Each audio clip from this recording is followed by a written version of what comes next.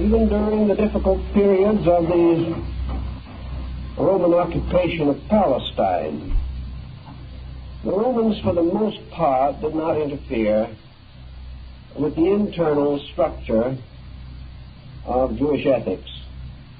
There were exceptions. The Romans respected such mystical sects as the Essenes, protected them, favored them, and excused them from military service and other practices common to the Roman state. In North Africa, the Romans tolerated the Gnostics and the Neoplatonists and the Neo-Pythagoreans. We may say, generally speaking, that the Romans were interested in only two essential restrictions upon the lives of the people. The first, that the private citizen keep out of politics, and second, that he pay his taxes. With these two decisions in his favor, he had a great deal of personal freedom. After the fall, however, of the Roman Empire, conditions became rapidly worse on the level of scholarship. Obviously, the circumstances contributing to the decline and fall of Rome filled the region and time with chaos. There was very little opportunity for the advancement of any positive cultural system. Human beings were fighting for existence, and for the most part were bitterly disillusioned, not only with their temporal leadership, but with the religion which they had previously known. Out of this general chaos arose the beginnings of the Holy Roman Empire. Christendom became, in time, the dominating religious force of the Mediterranean area. At this time also, Christendom, which had gone through a very difficult time, began to sense the possibility not only of spiritual but temporal leadership in European affairs. As a result, gradually the ante-Nicene fathers, who were mostly apologists, gave way to the post-Nicene followers and fathers, who were mostly militant exponents of their doctrines. This meant that the remnants of the old philosophic empire lost all possibility of survival in Europe, at least for the present. The only way to escape the spreading animosity of the new religion was to depart into the desert. And at first in the more remote cities, then in small towns, and finally in villages, the remnants of the old doctrines held their own, in some cases for centuries, very largely through vigilance and secrecy. When we consider the situation in the Near East, we have to realize, therefore, that into it flowed the best of the knowledge of the time.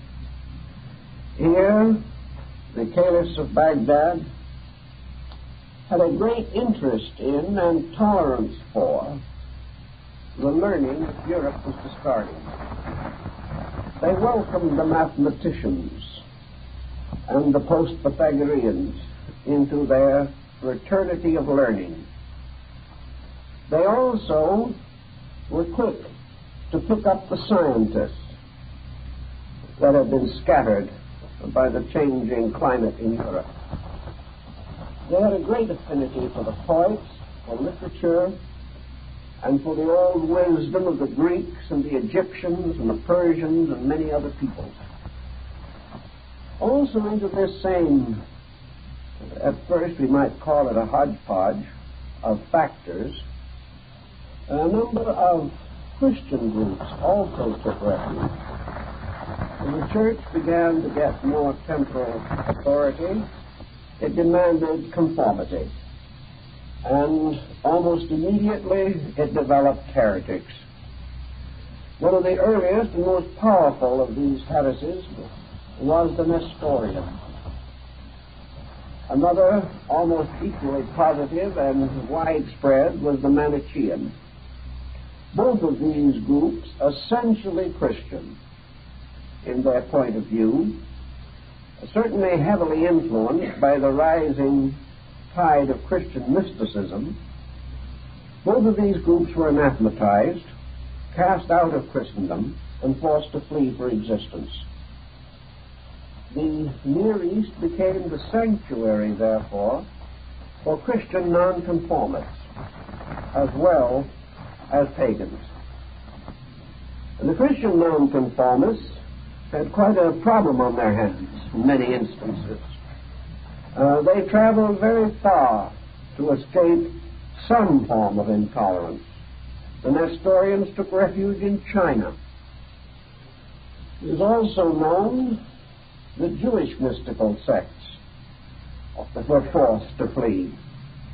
And in the course of the early centuries, under both Christian and later Muslim persecution, we know they reached China, India, Tibet. And according to an account which I recently heard, they even reached Japan at the beginning of the Christian era. In any event, there was a scattering of learning. There was a diaspora which included not only one sect or one group, but many different lines of belief. We learn also from contemporary records in Arabia at that time that the problem of who was right in religion gained almost the importance that we face today in trying to decide whether Johnson is better than Goldwater. The problem of religion was on the lips of every man in Damascus, in Baghdad, in Basra, and other centers where these religious groups mingled in such strange confusion.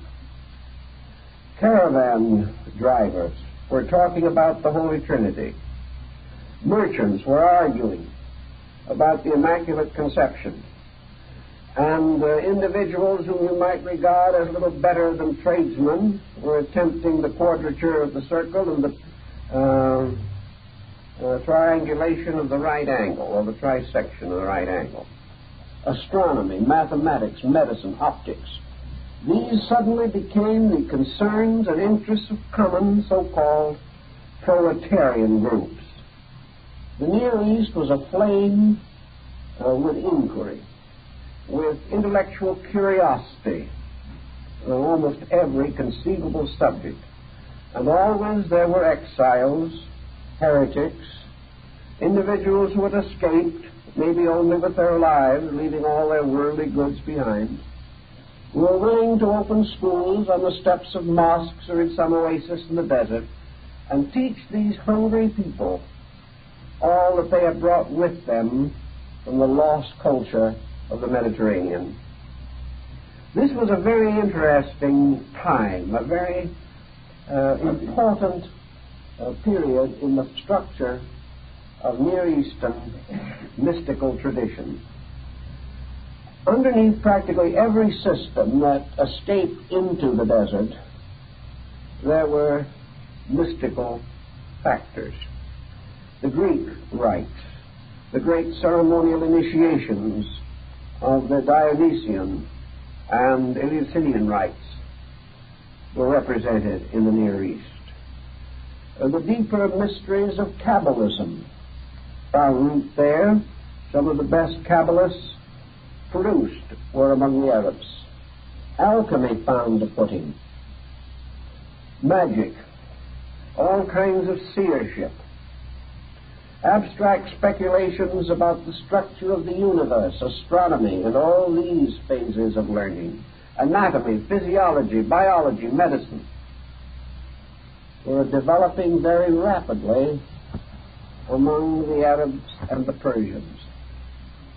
It is interesting to realize this because it was the departure of practically all learning from Europe that led to the terrible misfortune that we call the Dark Ages. And it was not until this same learning by devious route finally came back to Europe through the Moorish universities of Spain that this dark veil upon the minds of men was finally lifted again.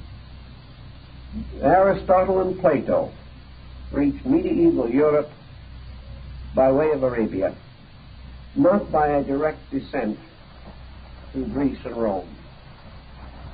When this new learning appeared, incidentally, in Europe, it found a rather rapid acceptance. By this time, centuries had passed. The Dark Ages had frightened man, had filled the European with a strange uneasiness and distrust. He had already felt the terrible weight of superstition upon him. He had gone through these awful experiences of fear, the belief in the end of the world, the parades and processions of penitents marching about Europe, leaving their bodies on every roadside. It was a very unhappy time. So the universities were rather quick to accept back again the lost heritage of the Greeks and the Latins and the Egyptians, even though it did in some measure conflict with the rising power of Christendom. After all, Christendom also had passed through a very difficult time, and actually the Christian church was nothing but people, and these people, as their needs changed, were forced to acknowledge the demand for enlightenment. But to go back to the Near East, where our problem principally rests, we find that just as surely as physics became important, metaphysics likewise was sensed as a valid way of study.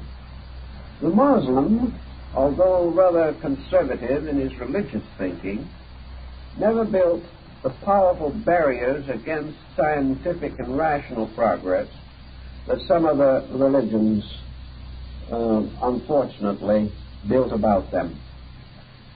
He was therefore able to accept a great deal of knowledge without turning and directly persecuting the sources of knowledge. At the same time, under the caliphs,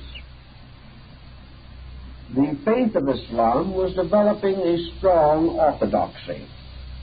What had been almost a spiritual motion among the Arabic people began to take on the formal appearance of an extreme sectarianism. Thus, the Orthodox Muslim almost reached the point where he was inclined to cast out heretics, and the old patterns repeated themselves to some degree. But the Arab was a much more subtle person than the European. He found different ways of perpetuating his convictions and beliefs. A mysticism did arise in Christianity, and this mysticism ultimately became completely accepted as long as it was within the structure of the church.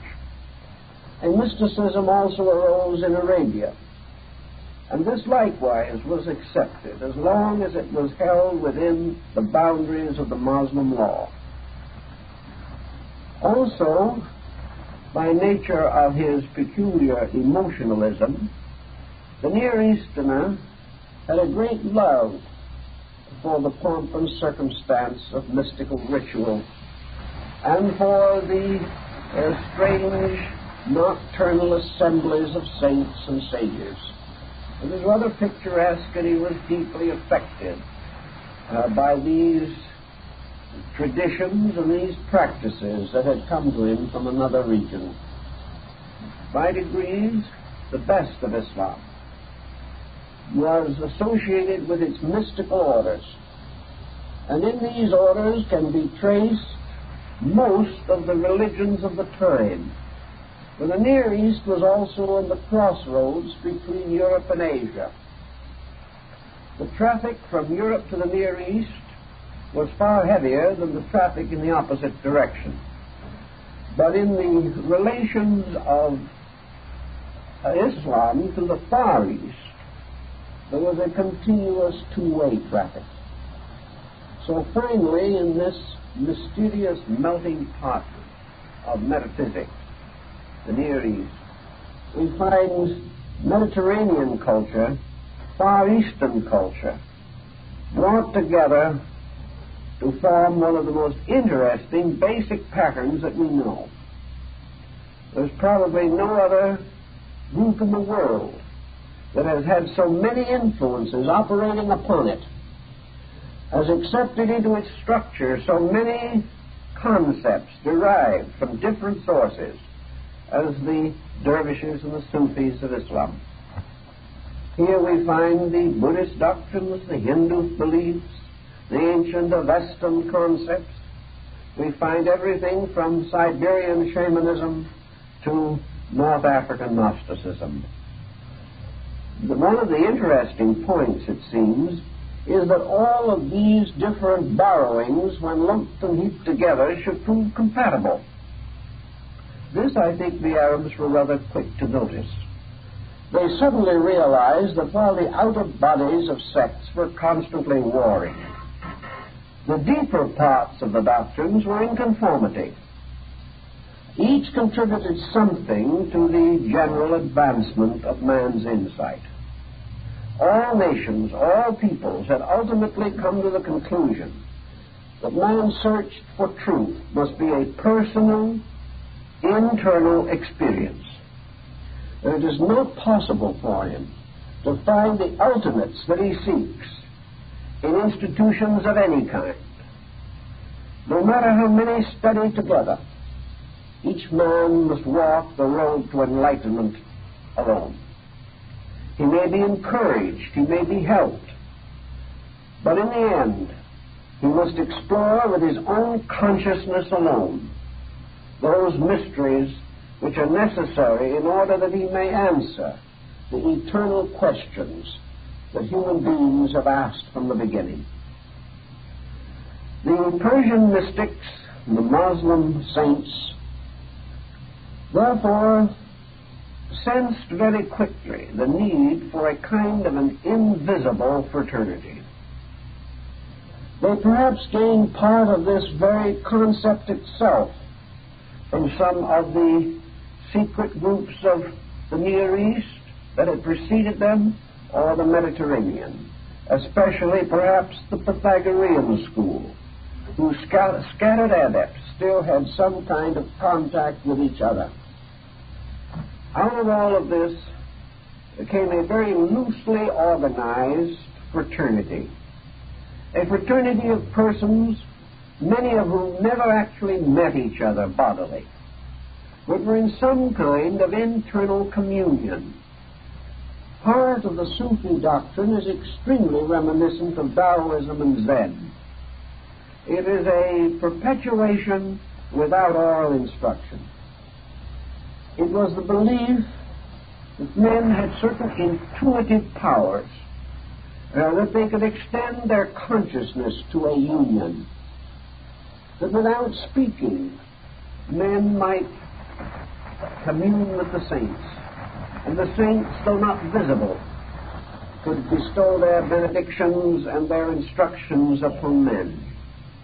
The saints of Islam are very much like the Rishi of India or the Arhats of Buddhism, strange, mysterious beings whose long shadow returned to Europe in the form of the alchemical adepts, those who possessed the secrets of secrets and wandered unknown along the roads of Europe, visiting one town after another, bestowing their blessings and their insight upon the honest chemists they met along the way.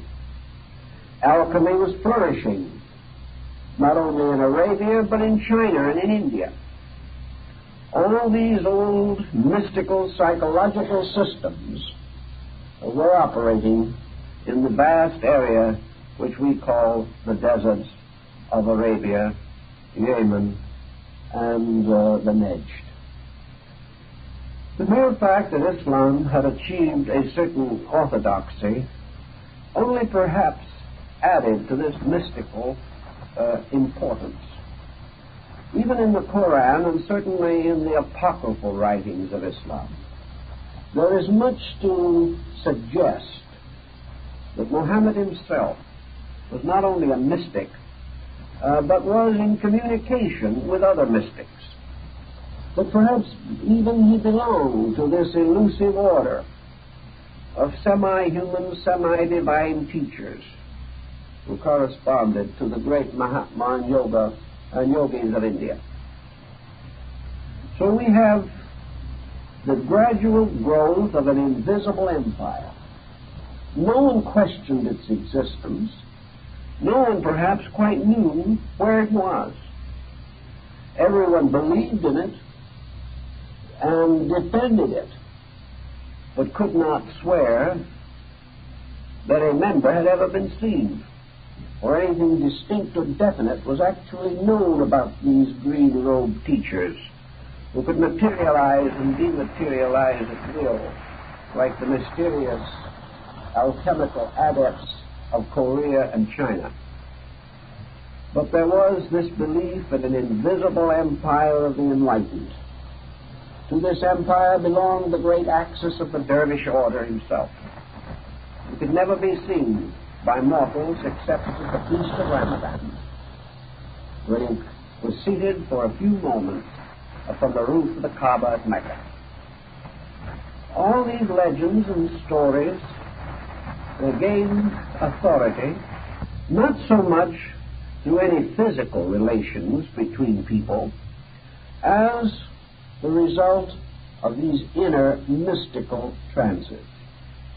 Mysticism opened up the inner life of the Muslim, giving him new keys with which to interpret the secrets of the Quran, a new wonder for the mysterious night journey of the Prophet Muhammad through the gates of the 7 parts of the universe into the presence of the eternal God. All these matters were constantly considered, and they were meditated upon by the pious and by those who were seeking to understand the mysterious universal key to all knowledge, the concept of which they had inherited from Egypt, Greece, and Rome. In the midst of this, we can point out the personality of Omar Khayyam. He flourished in the 12th century. We like to think of him sometimes as Omar the tent maker. Perhaps he was better known in his own time as Omar the astronomer and the poet. We do not know a great deal about him as a person. We do know that as a young man he met the mysterious teacher or adept or sorcerer, however you wish to regard him, who was later to become the head of the secret fraternity of the Hassani. He is said, Umar is said to have been a blood brother of Ibn Saba, the mad magician of Mount Almond.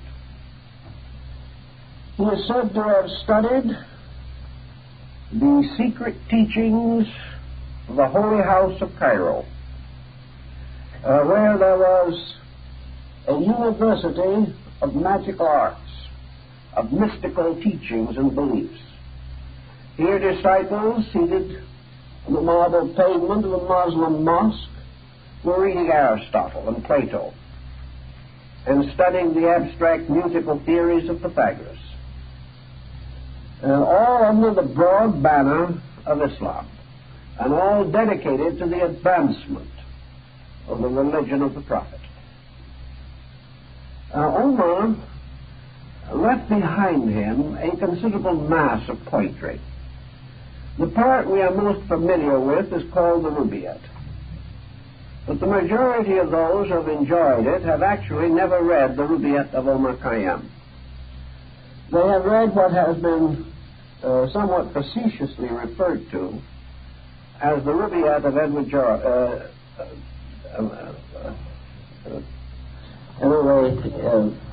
FitzGerald's interpretation.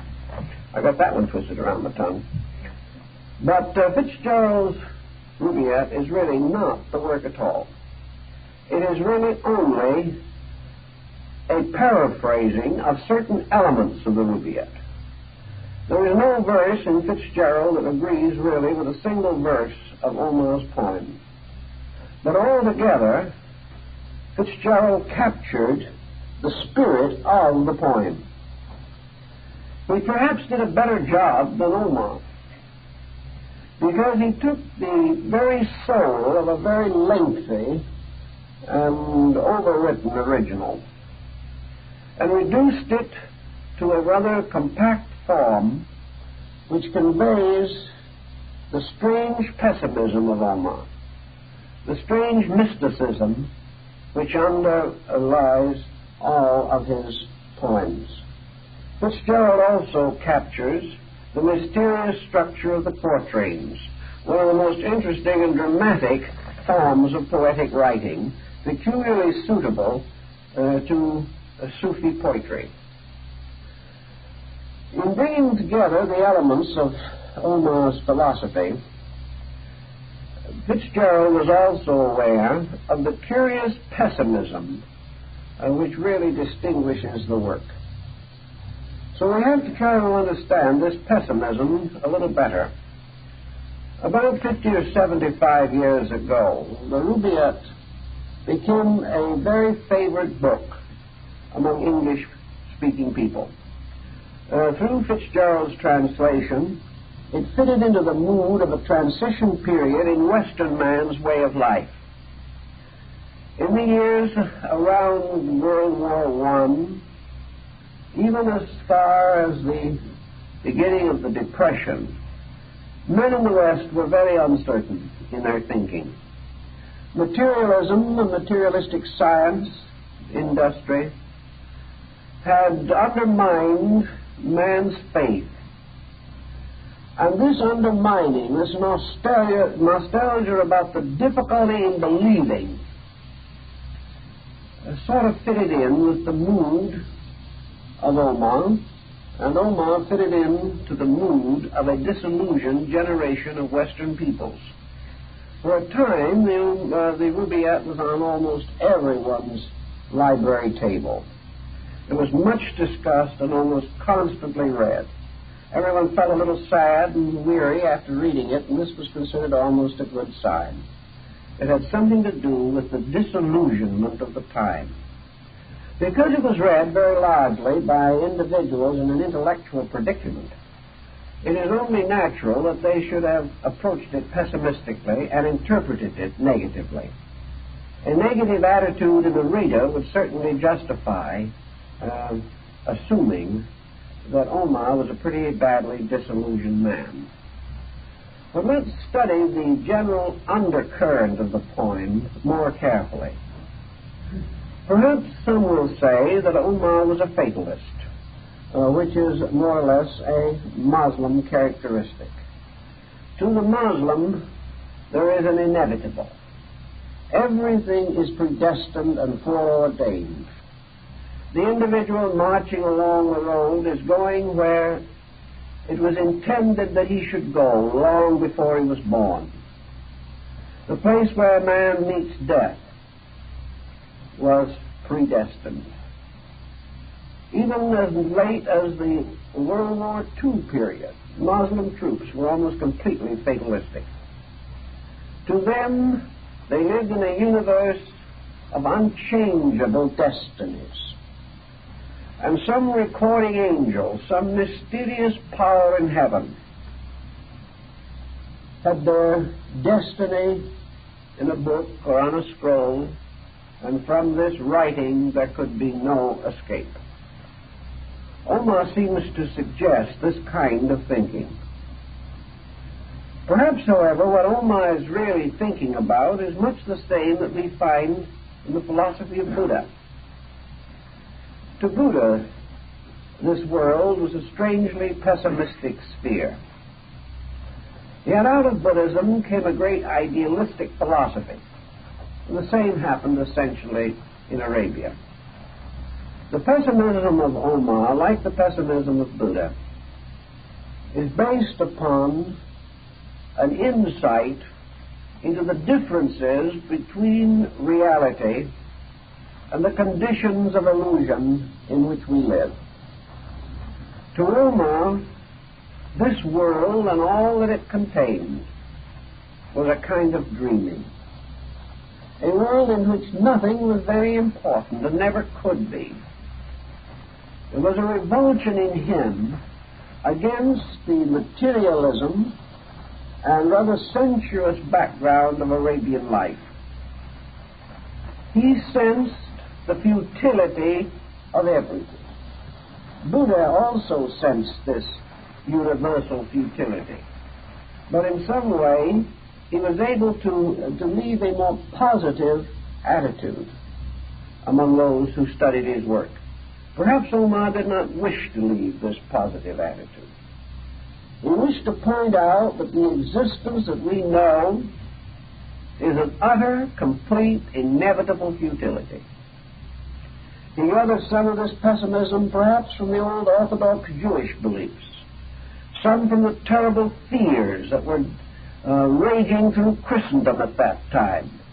In the days of Omar, Christendom was living in a state of continuous terror, where Christendom was convinced that the world was about to end and all men would perish together for their sins.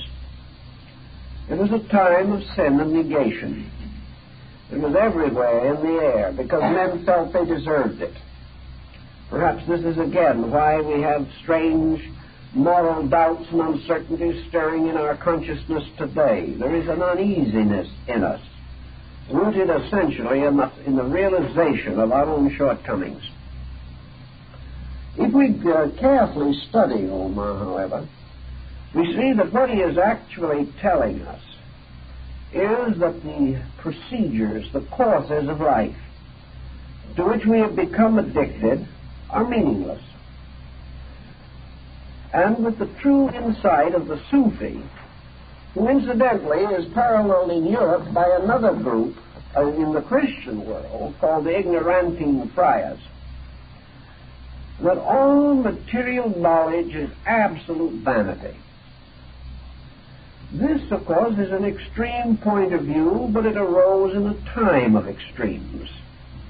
Yet perhaps somewhere in this rather exaggerated attitude, there is a considerable amount of basic truth. Most reformers overdo it a little, and Omar was no exception to the general rule. In an effort to drive home his point, he presented perhaps a more doleful picture than was absolutely necessary.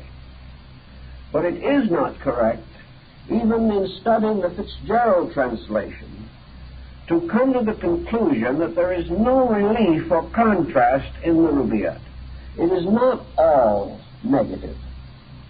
It is a curious mingling and mixture of disillusionment and abstract idealism. It tells us not only the futility of existence, but also strangely and mysteriously invites us into another kind of existence which is not futile. This is probably the strength of the entire document as a larger poem, as it was originally written by Omar, and the more condensed version in the English translation. In this poem, Omar makes use of a series of symbols. It has a very interesting play upon words, double meanings. He did not invent these double meanings, but they were current in the mystical literature of his time, and we find them arising again in Europe, when the troubadours, bringing back Islamic mysticism, gave us the cycle of the Grail legends, and later the great structure that Wagner was to use in the preparation of his Parsifal and Lohengrin. This mysterious double use of word meanings. And if we study the Rubaiyat, we shall understand that actually it is an invitation to a mystical experience. The poem, as it is abridged and condensed by FitzGerald, makes this far more obvious than in the longer writing, where the arrangement is less fortunate of the various quatrains. We also find the same mass of implication and symbolism in the Arabian Nights Entertainment. And of course it is everywhere throughout the poetic writings of Jalaluddin Rumi, the Mesnavi. Always words used for a secret meaning, to imply far more than is to be found in the text itself. Many morose persons, or some who have other attitudes, have decided that Omar must have been the great inebriate of history. He seemed to have no interest in life except in becoming intoxicated. On the slightest provocation, he admits beyond question that he was never deep in anything but wine. No matter what happens, he invites everyone to drink themselves into forgetfulness. Now, whether this has contributed to the acute alcoholism of the present generation, we do not know, but this was certainly not his original meaning. The Sufis before him and after him, and many other of the mystical sects of the area, knew perfectly well that Omar's wine was no different from the Eucharist of the Church. Wine was the symbol among ancient peoples of the release of the internal psychic nature. They realized, of course, that the individual, under the stimulation of wine, might have extrasensory experiences. We are told in the early days that it was even recorded that the communion cup of the church was drugged in order to produce trances. Well, however we want to feel about that, the main point is, as we mentioned last week, that Omar's wine is the wine of ecstasy. It is the mystical experience. It is the transformation of life by a strange enthusiasm or in-godness. The mystic picked up into ecstasy is drunk with God. And even some of the most prosaic saints of Christendom have admitted the parallel, namely that it was almost as though they had actually been carried into ecstasy by the communion cup itself. Consequently, Omar points out through all of his apparently alcoholic reverie that what he really is trying to tell us is that when living conditions, world affairs, problems arise, we cannot really solve them by our fears, by our worries, by our rationalizations, by any of these processes with which we are commonly familiar. The only way, according to the Rubaiyat, finally, to dissolve all problems is to fall in love with God. In a moment of emergency, to suddenly align oneself with the eternal, to sense one's inner life picked up by a supreme adoration for the divine power and a complete admiration for the wonders of the universe. If man is so entirely aware of God, that the love of God fills every part of his nature, so that there is no longer any place where this love of God is not apparent to him. He must at the same time be aware of this divine presence, not only in the friend but in the foe, not only in the mysteries of life but in the mysteries of death, that everything that exists within the ecstasy of God, atoms dancing in the sunbeam, every bit of life moving, like even the electrons forever vibrating on their little polar axes, everything alive with the presence of God. To know this, to be picked up by it, to lose oneself completely in it, is to be called one of the God-intoxicated saints. We know that this is not very different in essence and substance from the mystical experiences observed in the life of Sri Ramakrishna, the great Vedantic saint.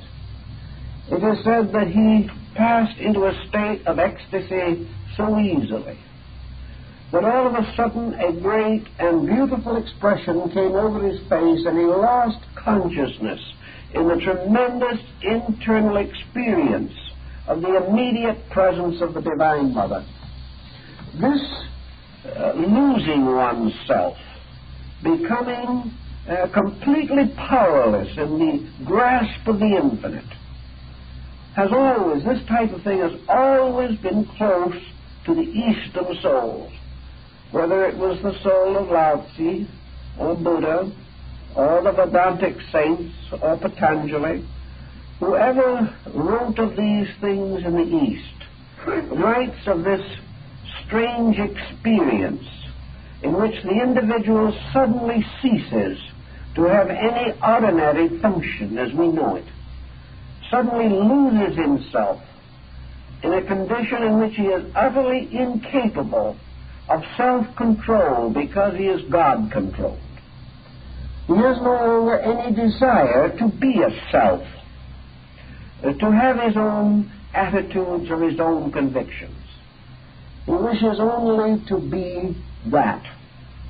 He wishes only to be united with the spirit of infinite life itself. Looking out into the universe, he does not see it as a place of planets and elements. He does not think of it in terms of space conquest. Rather, to him, the universe is suddenly transformed into the embracing power of infinite love. Everything is transformed into love rather than into wisdom. Everything outpours with divine grace, with infinite mercy. Even Havelock Ellis, in describing his mystical experience in the dance of life, comes very much to the same conclusion. Suddenly nothing is important that used to be important. Suddenly there can be no doubt about things that we once questioned. The problem of wealth and poverty, of friendship and animosity, things of this nature simply fade into nothingness. For all opposites, all contrived conditions produced by man himself cease in the infinite presence of the deity. This attitude perhaps opens the entire concept of the Rubaiyat. For the first words in the FitzGerald translation, they simply begin with the thought, awake. It is as though we are asked to suddenly come into a different kind of a world.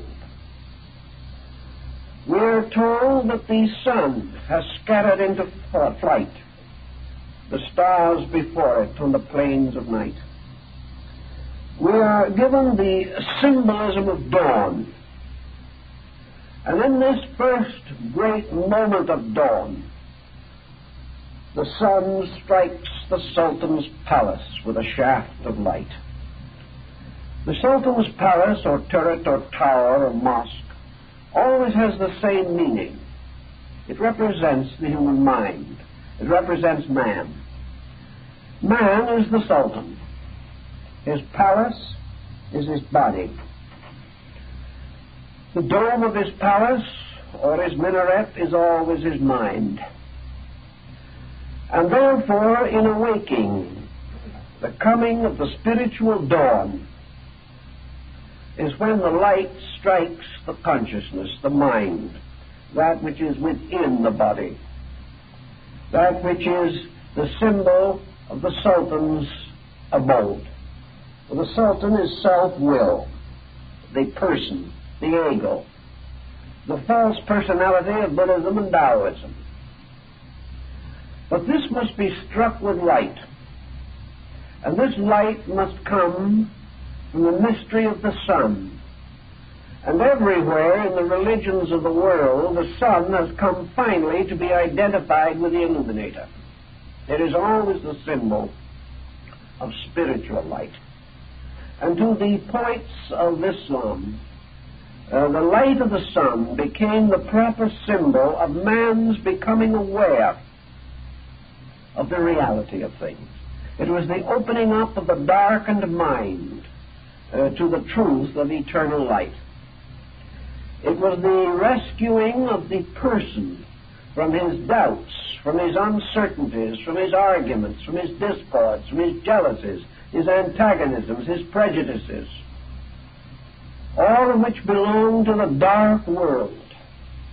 But when the light of the eternal sun strikes the tower of turret with its shaft, the sleeping reality in man awakens. This is the beginning of the Rubáiyát message, that we must suddenly recognize the coming of the dawn. To the man of the desert, the dawn was very real and important. And as he watched it breaking across the sands and the mountains and the ragged rocks, he beheld the wonder of the world. For this dawn was the symbol of the dawning within man of the reality of himself, the rescuing of his consciousness from delusion and illusion. And in the common experience of the individual, how do we interpret this?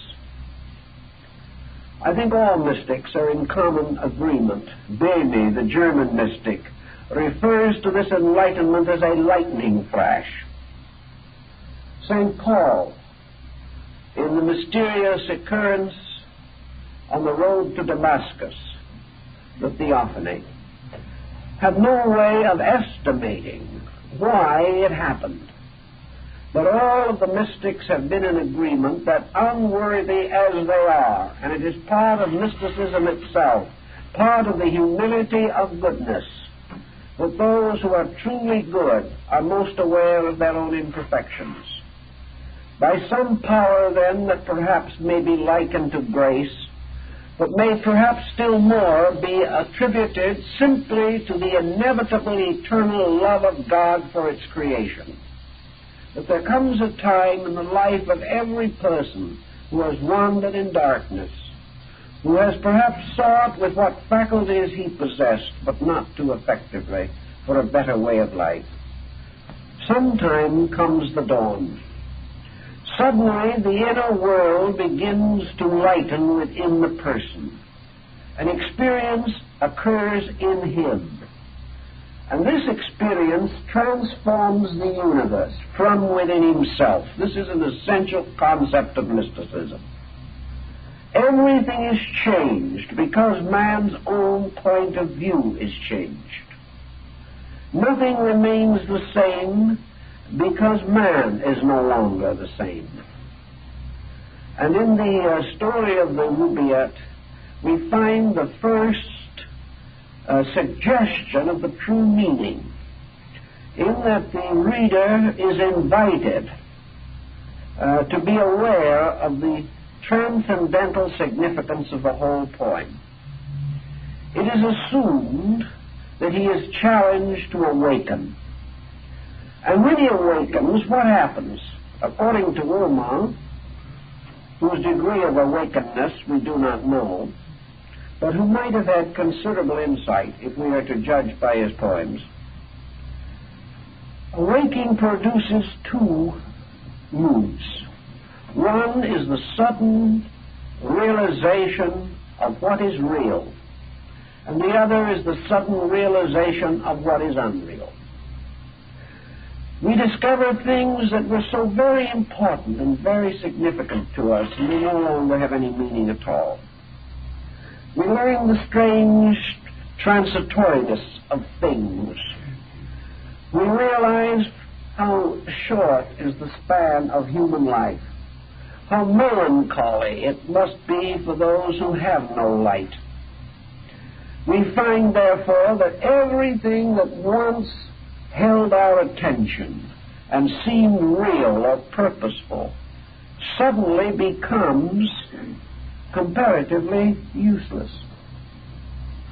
But in the poem, as in Zen and in many other systems of mysticism, illumination is not simply exchanging an irrational concept for a rational one, in which suddenly we become wiser.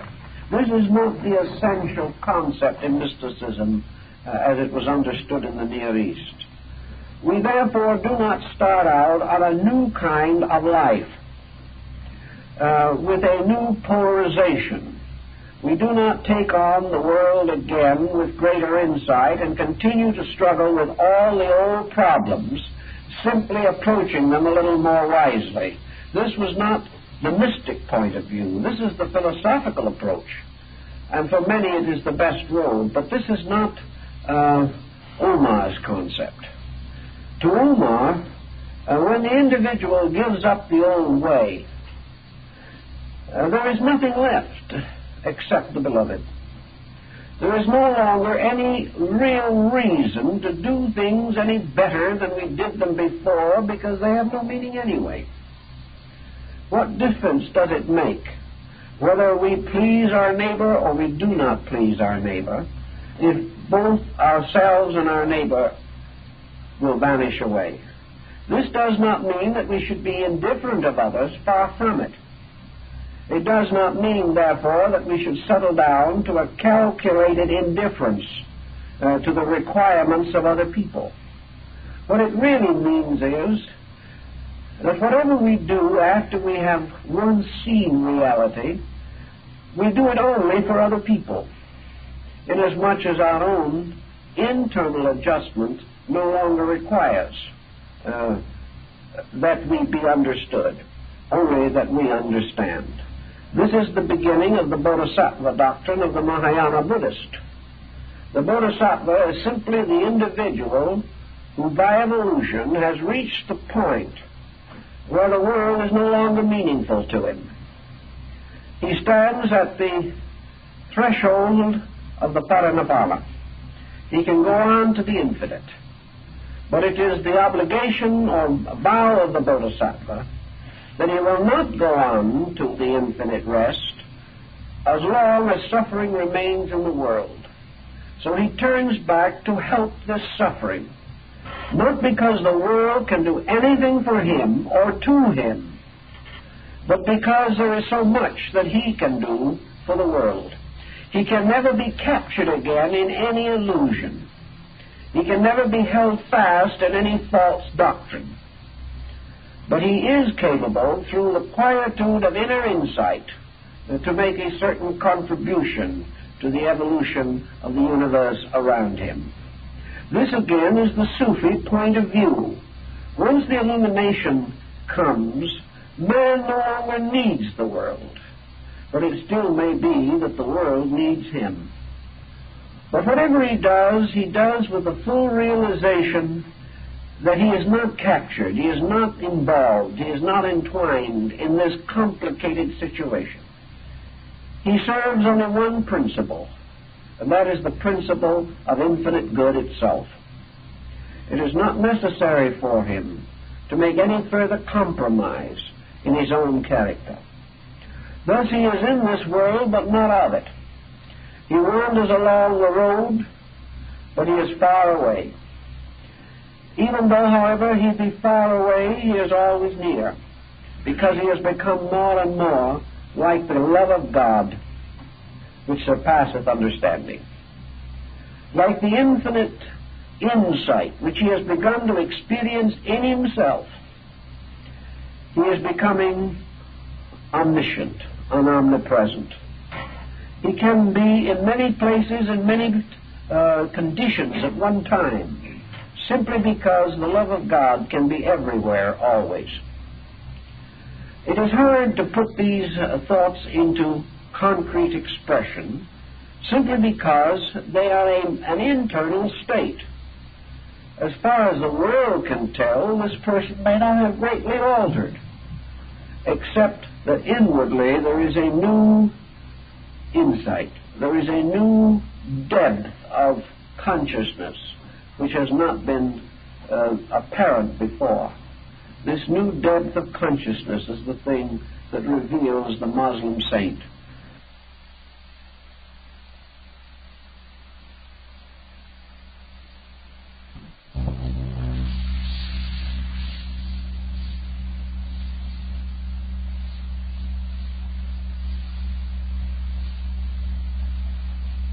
Is the mystic of all that he stands for. Now, in the same concept of the Rubáiyát, therefore, the assembly of the mystics is a tavern. We find that the Last Supper of Jesus was in an inn, and in the East, the inn and the tavern are the same. And in the early lines of the Rubáiyát, we find the use of the term temple and tavern interchanged in a single quatrain. We are assured, for example, that there is no reason why the drowsy worshippers should wait outside the tavern when the temple is set within. And this is a rather interesting point, for the tavern actually signifies only the place where these brethren gather for the mystery of the spiritual Eucharist.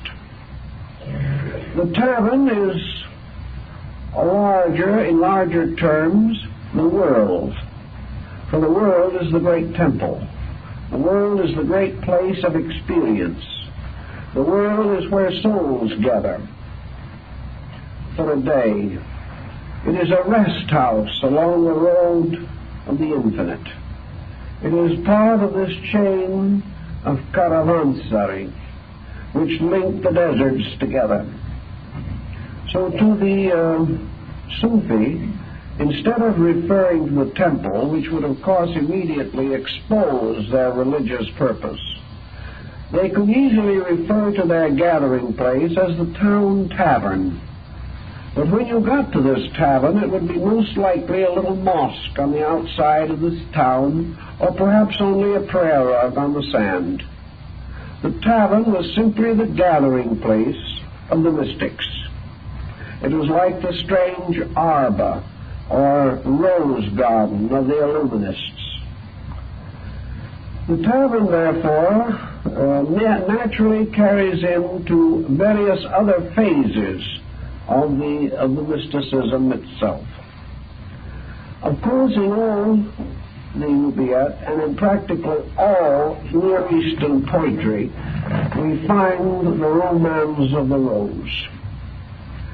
The rose is a universal symbol of these people for the heart, which is the seat of the mystical power in man.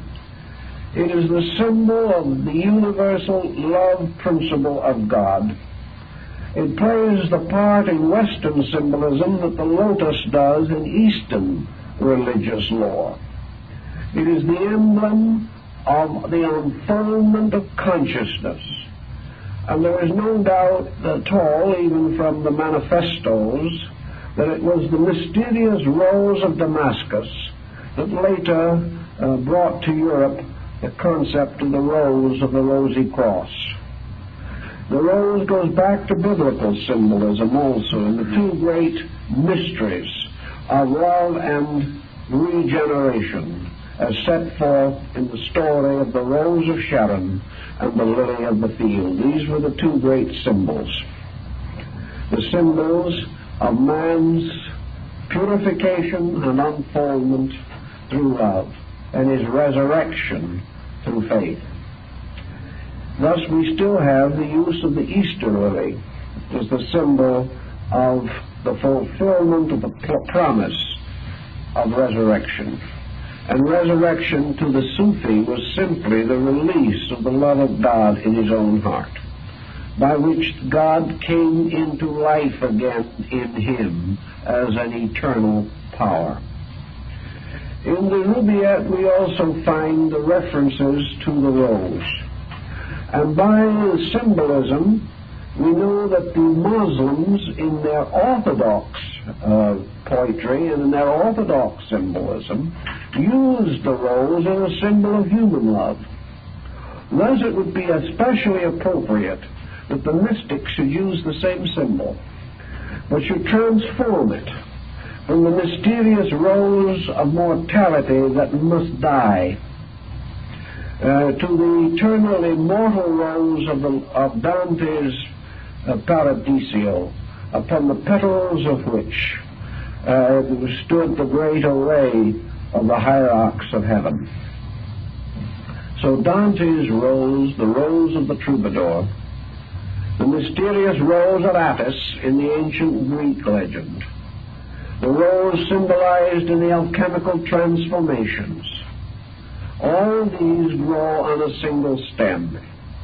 And the Sufi realized this and came to the simple conclusion that as the rose in alchemy signifies the great transforming agent, so the rose, as the experience of God, is the great Redeemer, the great transforming agent which changes the whole nature and life of every created thing. If we want to get a little closer to how interesting a way this symbolism was projected into various things, we can refer to one of the best known quatrains in the Rubáiyát, where we hear the words, "A book of verse underneath the bough, a jug of wine, a loaf of bread, and thou beside me singing in the wilderness. Our wilderness is paradise enow." And I'll take the thought of this a little bit. Of course, the book of verse is the Masnavi, the great scriptural book of the mystics. It is the realization or belief that they had that poetry is the divine language. They did not have this as a unique attitude. Others have held the same. But to them, the book of verse symbolized much more than the Quran, although it could include it. It represented the mysterious love poems of the lovers of God. Now, when we have the book of verse underneath the bough, we come into a term which is well known in Europe, but we haven't thought about it. The term under the bough simply means secrecy. It has been used this way in countless literary works. It is the symbol of something not publicly or generally known. It has to do with a secret meeting, a clandestine meeting of some kind, or a thing hidden. We also use the term under the rose for the same usage. You'll find some very interesting studies of this if you go into early language books. So what we are really saying is the sacred book was secretly studied, or known and carried into the secret assembly of the wise. The jug of wine, of course, is the Eucharist. The loaf of bread is the rest of the Eucharistic ritual, the bread and the wine. Then we have The next thought, thou. This has to be capitalized. The moment you do this, you understand its meaning. Thou, in this case, is again a play upon an old Gnostic concept in which the infinite presence of deity is embodied in the person of the Virgin Sophia, the beloved of the world, which in turn is taken from the canticles of the song which is Solomon's. So we have here the secret scripture, or the mystical scripture, the hidden place of assembly, the ritual of the Eucharist, and the mysterious power of God singing in the wilderness. And truly, under such conditions, the wilderness is paradise now. The paradise is merely the paradisio, or the lifting up of consciousness into the internal life. The whole symbolism is derived from some very interesting double meanings. And when we begin to understand these double meanings, we are no longer so concerned over the pessimism and materiality and sensuousness of old Omar. We begin to find out something of what he really meant. Now, the dervishes also are a mystical sect of the time, but the dervishes, like most mystical organizations, are also sharply divided within themselves. The true dervish, the follower of Jalaluddin Rumi, was a saintly scholar. But there were other dervishes that went into the marketplaces and stood before the mosques, and some were called the howling dervish, because they just simply stood all day long and shrieked and howled and groaned their misfortunes to high heaven. Others were called the whirling dervishes, because they spent their time dancing a strange circular dance, which was supposed to symbolize the motion of the spheres. And if they could twirl their own bodies into perfect union with universal motion, they would become one with eternity. It was their concept of things. Now, Omar points out the fallacy of some of this type of thing. When he speaks of these dervishes and their external ceremonies, and he uses them to cover all ordinary formalistic religion. So he says, let the dervish flout, for from my base metal will be filed the key that shall unlock the door they howl without. Now, here is not pure pessimism. Here is the man who has been writing about nothing being of any importance but the vine, that the flower that once has blown forever dies, that there is no future for anything or anyone, and then he turns suddenly and says, from my base metal shall be filed the key that shall unlock the door of the divine house. Here it is obvious that he is not in a pessimistic mood, nor is he in any way differing from the most ancient tradition, namely that through the regeneration of his own nature must be found the key which unlocks the mystery of the infinite universe of truth. Here Omar becomes practically, idealistically optimistic. He points out one of the most fundamental principles of mysticism, which he certainly would not mention if he did not wish to, as it was in conflict with the general tone of his poem. But he is reminding us that what he is doing is to divide the universe into two very distinct parts.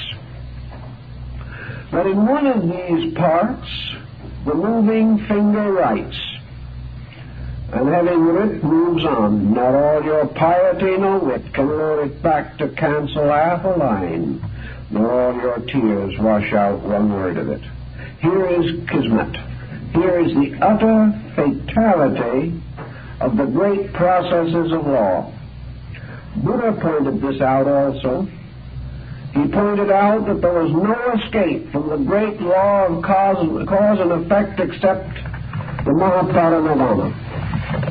There was no way in which the individual could escape from the infinite patterns of existence until he suspended existence within himself, until he was able to identify himself completely with the causeless and nameless reality at the root of existence. To Buddha, this nameless and causeless reality was an infinite extension of total existence, total being, beyond good and evil, beyond everything that we know, beyond condition. The Muslim, taking the same general attitude, saw in this beyondness a union with an infinitely benevolent existence. That this power that was beyond all condition was a power that man could experience by a supreme effort of his own consciousness. And that this experience carried him above and beyond the moving finger and the chessboard. But in some way he had to transcend all these things. For man without this enlightenment, there is no relief from this emergency except the false oblivion which he suggests by the wine. And by the false use of the wine, he suggests, as the Egyptians did, an old meaning of the wine. To the Egyptians, particularly the members of the Osirian cult of the early Ptolemaic period in Egypt, the vine had two meanings. First of all, its tendrils and its strange way of growth suggested infinite complication or complexity, the entwining and entwisting of things. And secondly, its strange intoxicating power, the Egyptians believed, was due to the fact that the grape, putting its roots down into the earth, was nourished by the blood of the dead. That all the strange decomposition of life that lay under the surface of the earth, the last dust of heroes, supplied the vine which lived off of the dust of greatness. But therefore all the conflicts of the ages, all the hates and fears of everything that had lived and died, was carried into the vine. And therefore in ancient times it was customary to plant the vines on old battlefields. And the grape that grew was changed into a wine in which the old wars were fought again, and the strange confusion and discord and fantasy of delirium. Omar is telling us a little about this in his poem. But what he wants us to particularly remember is that this mortal wine, the wine of the forgetfulness of sorrow, is nothing more or less than man's present way of life, the way of life in which we try to forget reality by becoming drunk with unreality. We take of the wine of success. We decide that wealth will provide us with the escape from the melancholy realization of our own infirmity. That through career, through ambition, through the attainment of high station, through the successful marriage, through the brilliant children, by gaining the envy of our neighbors, by excelling others in some extravagance, we have then, in a mysterious way, escaped from the smallness of ourselves. To Omar, this is nothing more or less than becoming drunk with worldliness. That we pass into inebriation and final unconsciousness by destroying within our inner consciousness the power to sense the infirmities of our own nature. We overlook what we do not want to see. And even in psychology, we realize that one of the most common failings of the neurotic is that he does become an alcoholic. And an alcoholic is always a person who is running away. He is running away from the sober acceptance of things in life which either hurt him or frighten him. He is running away from a smallness in himself which he does not wish to conquer, but which he wishes to forget.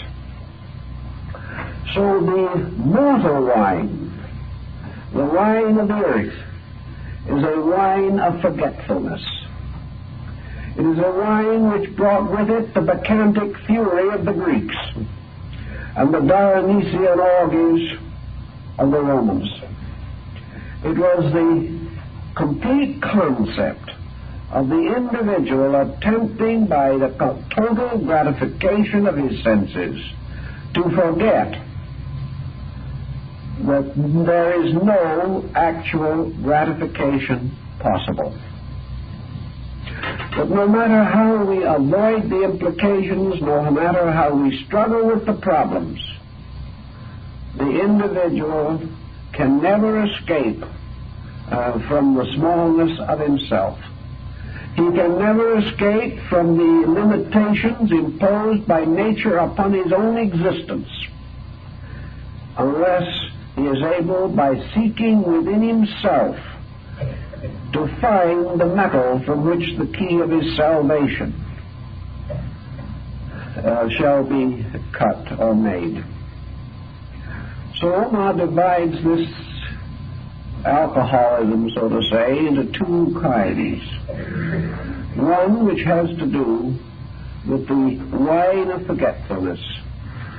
Man's trying to forget that he is little. And the wine of remembrance, which is man's internal, sudden realization of the presence of God. And perhaps in the highest phase of the Sufi mystics, man suddenly overwhelmed by the realization that he is one with God, that he is united to God by an experience of consciousness. So one is the kind of exaltation which is accompanied by a terrible hangover the next day. And the other is this other kind of exaltation, which is accompanied by eternal union with truth. Omar uses the vine in both these senses, as is proper according to the philosophy of most Eastern peoples, that every outside negative formal physical thing is but the shadow of an eternal truth hidden within it. The whole universe, therefore, becomes the symbol of this transformation within man. The uncertainty, the strange longings, the endless motion of mortal life is also represented in the Rubáiyát for the ocean. The ancient seas in their sable raiments. And this ocean, therefore, which is forever singing its sad song, the great hollow roar of the sea. This is life itself, the strange pageantries of existence, with this great confusion singing its sad dirge to its master. Omar gets quite nostalgic over this type of thinking, but it all has to do with the strange forlornness of the soul that is divided from God. It is the strange sadness of that which goes to sleep in the earth and is not born again, simply because it believes this, but it has not found the secret of its own everlastingness. And here I believe Islam borrowed a great deal from the later Egyptian religion, which was one of the first to indicate the importance of the individual achieving a consciousness during life in order that he might carry a different level of psychic integration into the after-death state. So for Omar, this world in which we live is like the Arabian desert or the great city or the small rural countryside that we know. It is the home, the mansion, the apartment, the single room. Whatever we want to call it, this world is divided only by a mysterious focus of consciousness from a vast experience which man can always reach if he wants to. The Persian mystics describe how in the presence of the saints, the walls of the little houses seem to fade away. All of a sudden, little rooms become as large as eternity, and things greatly distant seem immediately at hand. All the limitations imposed by the mind and the body vanish as consciousness unfolds. And consciousness takes all walls and changes them into doors and windows. The individual is never very far from this mystical experience if his own consciousness permits it. Then Omar takes for us, as he has with the vine, the secret of love itself. He considers, much as Plotinus did, the various kinds of affection of which man is capable. He tells something of the affection of man for his country, of man for the principles which he regards as true, the friendship of man for man in the struggle of existence, the love of child and parent, the recognition of the love of brother and sister, the love of husband and wife. All these different forms of affection have something to do with the compound mystery of love itself. Nearly everyone in the course of life at some time experiences an affection of one degree or another.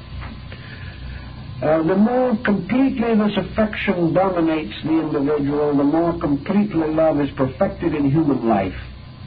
The more nearly love approaches the mystical.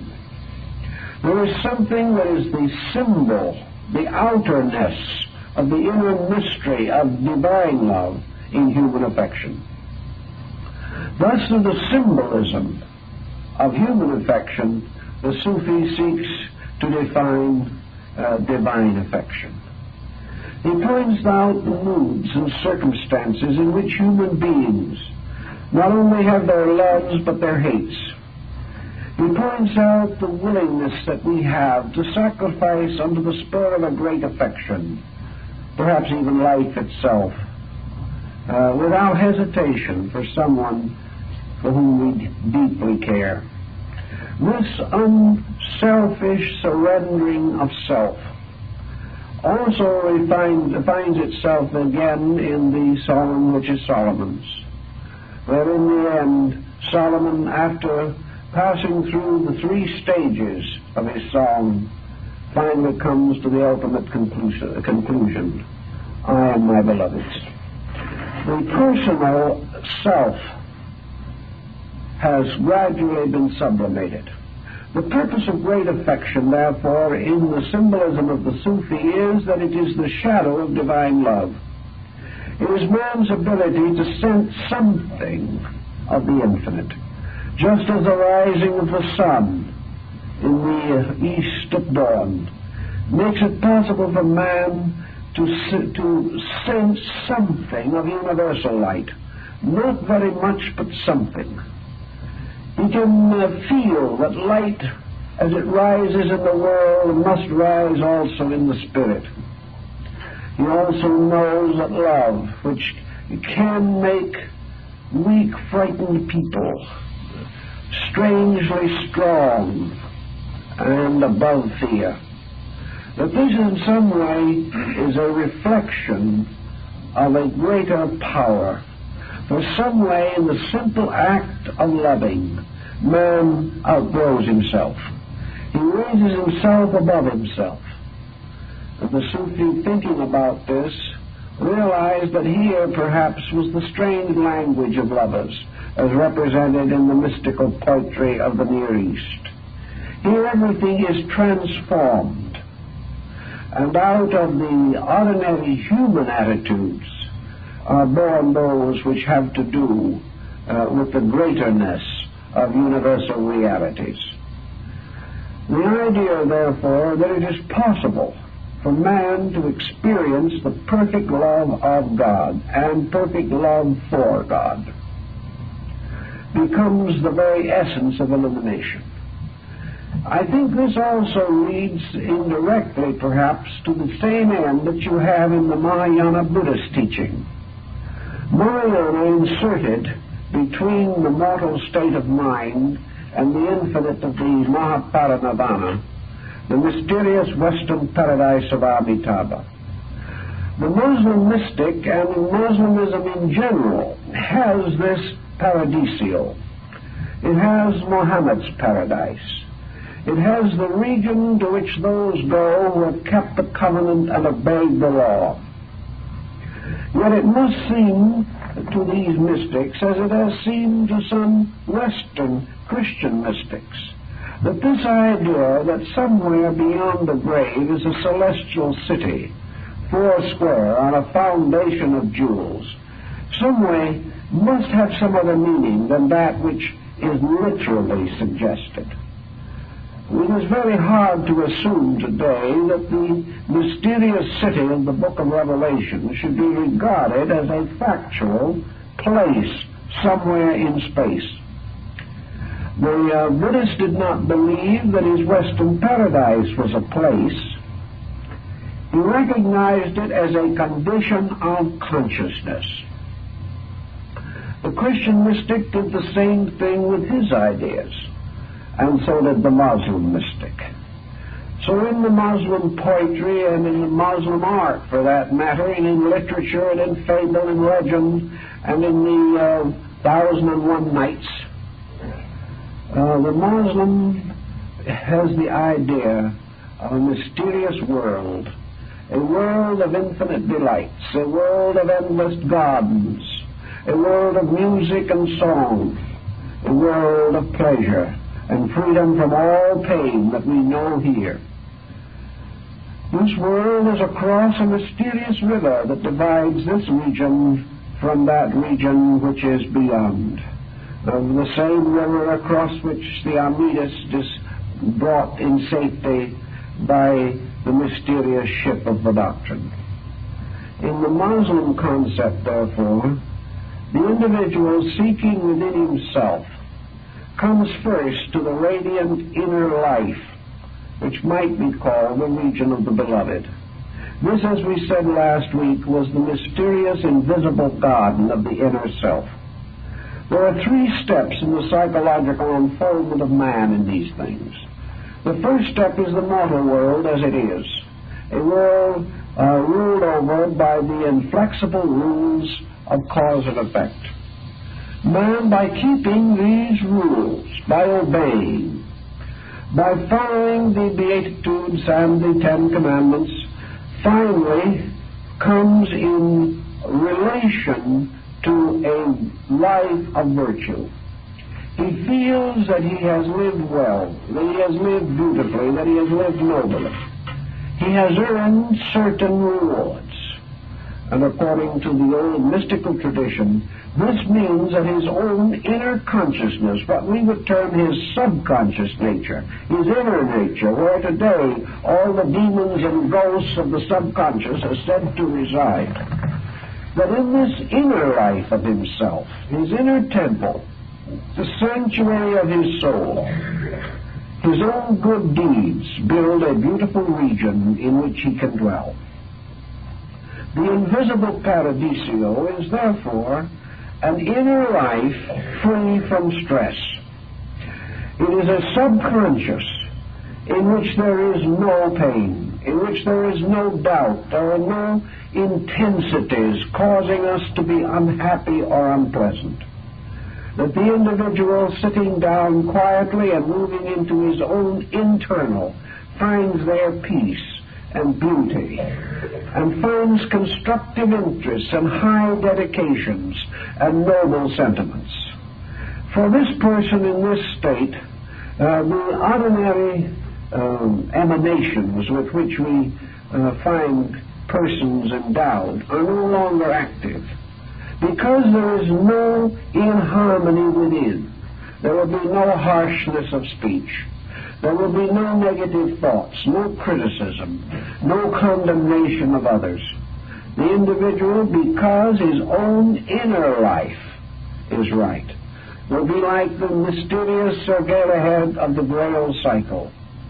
He had the strength of many because his heart was pure. And this pureness of heart is the pure land.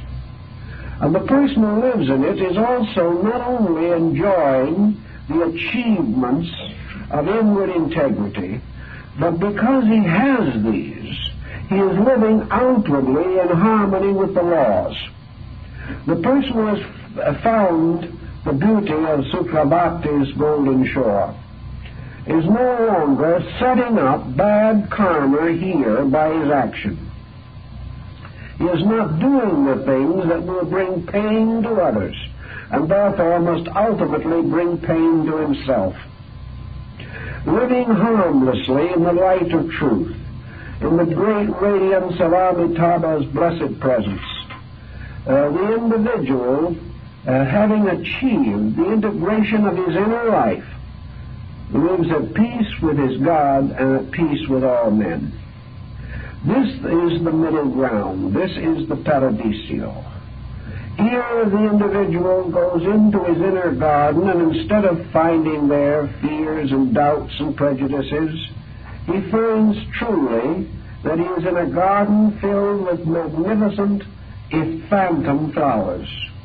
He finds here the little fenced enclosure where the unicorn lives. He finds also here the secrets of the tamings of all beasts. He finds ever music in the air.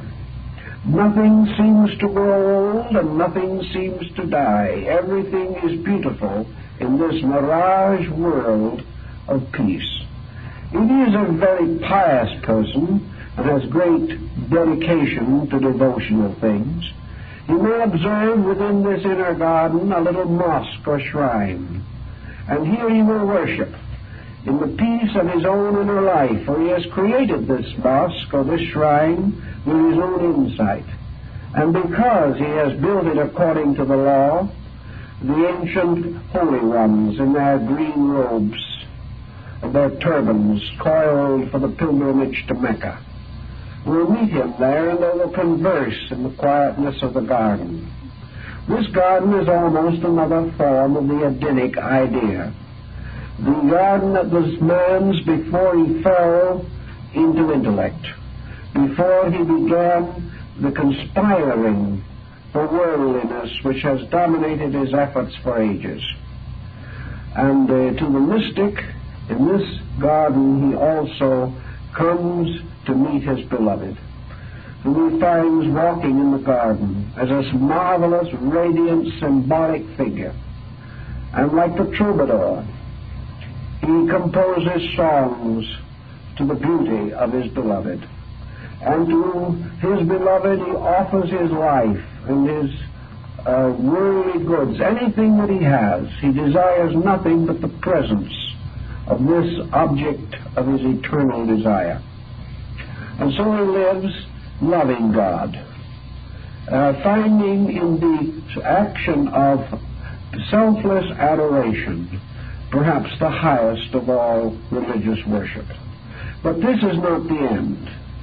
The time must come when the individual must go on to the full mystery of the universe. Not only must he realize that he is in this spiritual state of grace, but he must go on like the yogi of India to the final complete loss of his own existence in the object of his desire, which is God. So finally he outgrows the garden also. He outgrows the desire to love as we know it, or to even venerate. He moves closer and closer to complete identification, which is the Buddhistic idea of the nirvana or the Hindu samadhi. It is the complete suspension of existence in the experience of identity with God. No one apparently finds easy words for this experience. It can be intellectualized, it can be dramatized, it can be diagrammed.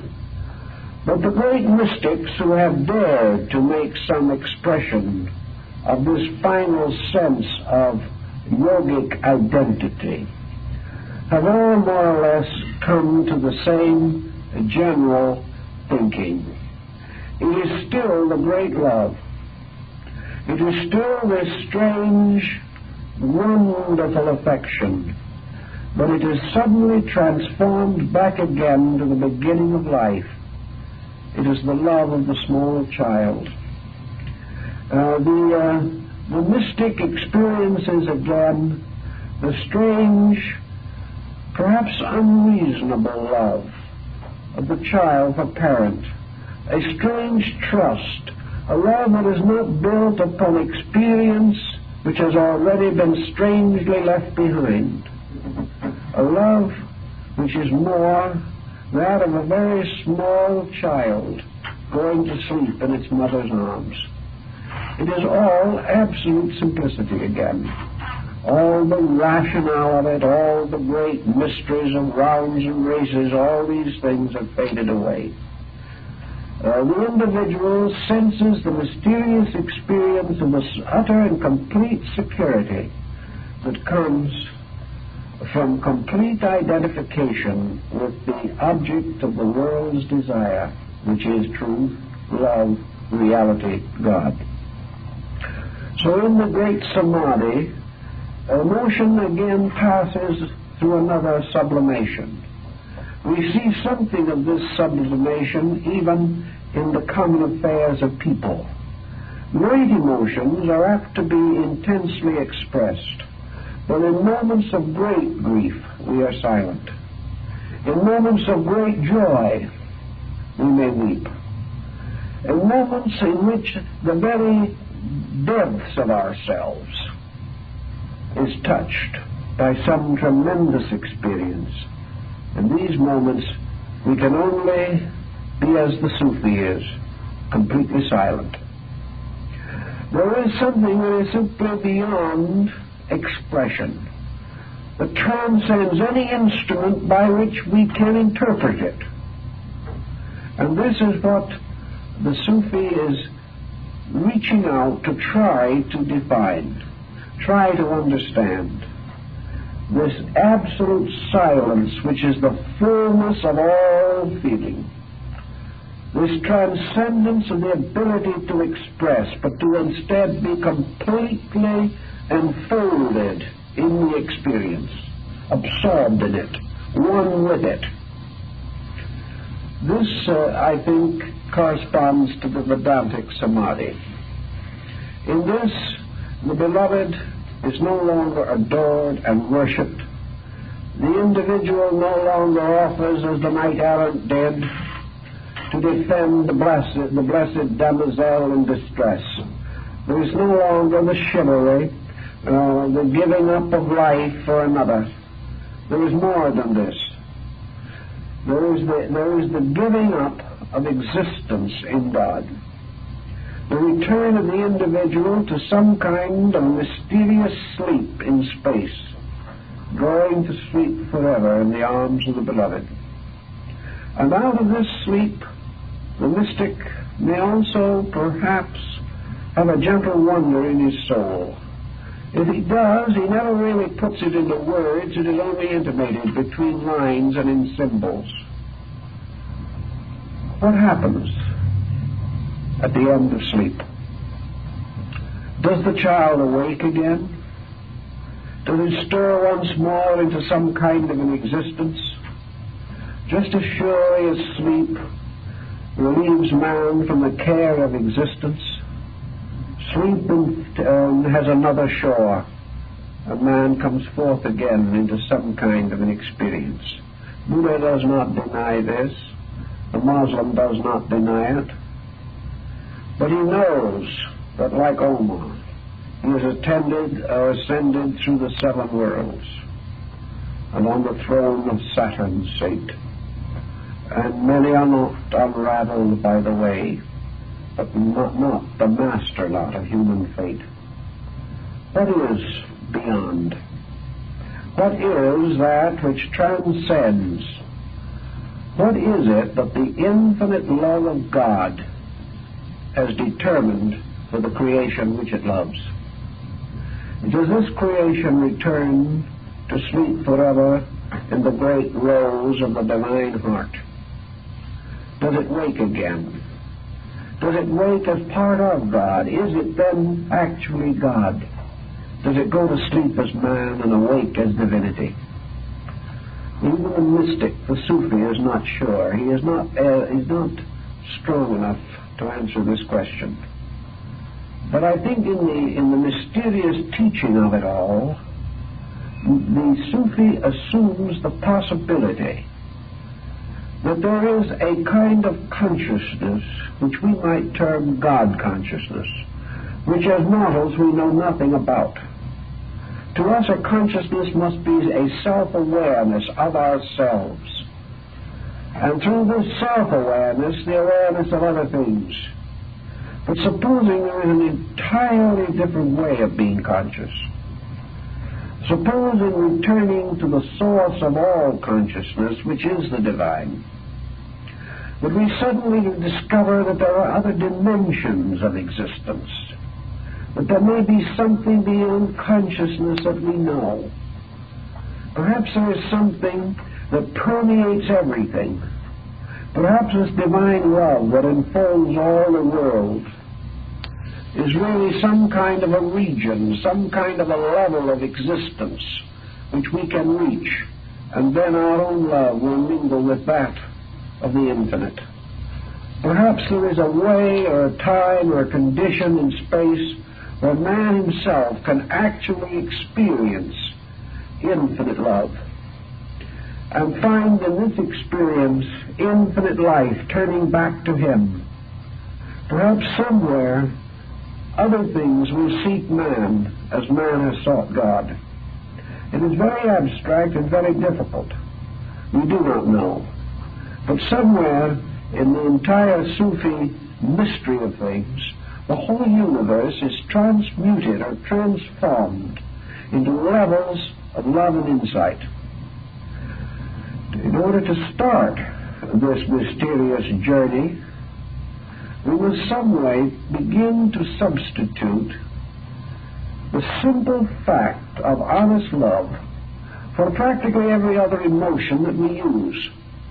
For all emotions, finally, are either forms of love, or they are opposites or destroyers of love. So in the Sufi mysteries and in these systems of thought, we ascend continuously by a series of experiences. And perhaps the same thought is found in the Gospels, where it is asked, if you cannot love your brother whom you have seen, how can you love your Father in heaven whom you have not seen? Love, therefore, begins by the loving of that which is in need immediately. And in the very process of serving another, of forgetting self in the love of another being, in the forgetting of self-interest in the service of another being, the end of criticism and the defense of that other being, instead of seeking forever what is wrong in people, beginning to experience what is right in them because God is in them, and that has to be right. Little by little, we can experience the beginning of a universal emotion. For it is love itself which will civilize mankind and bind up all the wounds of human antagonisms. It is love itself that seems to sing in the forests. It is love whose voice is heard in the flowing of the brook. Somewhere, some way, when man first unselfishly loves, he has his first true experience of God. The Sufi knew this, knew it with all his heart and soul. He knew that the loveless life is the strange forlorn existence which man seeks to drown out with the mind.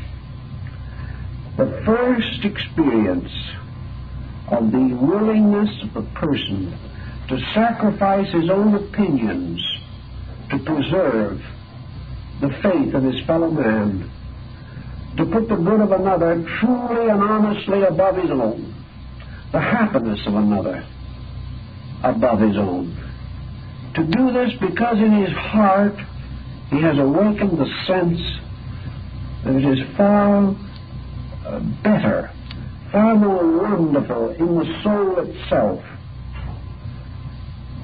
to be dedicated to the happiness of another.